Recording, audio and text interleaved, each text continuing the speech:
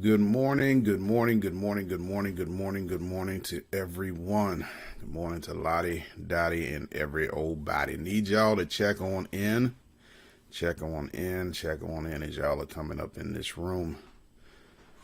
Trying to definitely discern who is on here on this morning.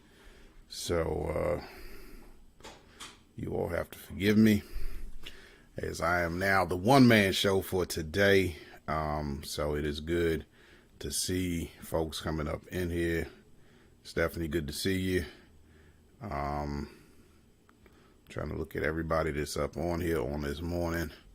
For those that are coming on in here, please check on in so I can go ahead and make sure we get you all up on the screen and can see all of who is joining us on this morning. Everyone, Pastor Sims is not feeling well on this morning the same way the bishop is not necessarily available right now, which we already knew going into this morning. So did not want to necessarily forsake the day and wanted to come up on here. Anyhow, this is the day the Lord has made. We shall rejoice and be glad in it. Again, I say this is the day that the Lord has made. We shall rejoice and be glad in it. Great is our God and greatly to be praised. Please leave a comment. That way we can acknowledge who's on here. Cutie Pie 3, good to see you up on here. Slime Harold, good to see you.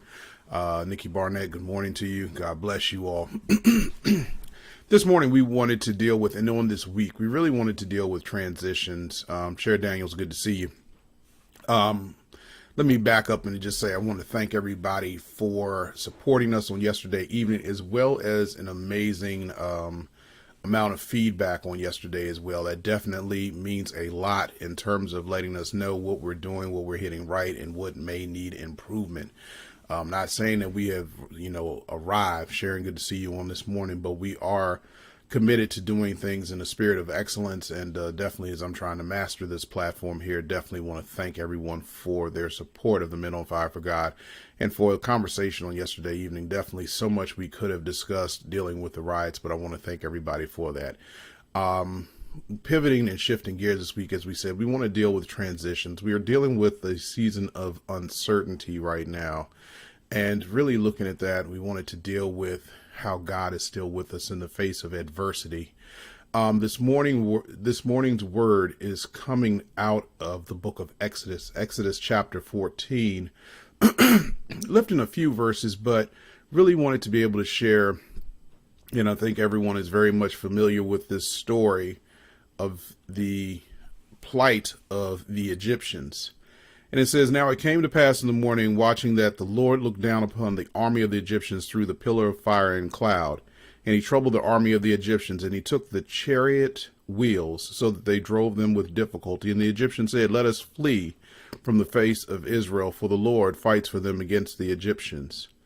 Then the Lord said to Moses, Stretch out your hand over the sea, that the waters may come back upon the Egyptians, on their chariots and on their horsemen. And Moses stretched out his hand over the sea, and when the morning appeared, the sea returned to its full depth, while the Egyptians were fleeing into it.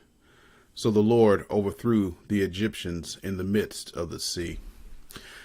Looking at the challenges within that pericope and what was going on at the time, understanding that the Israelites were complaining about being able to go back, about where they were doing better being slaves and they were getting ready to inherit the promised land.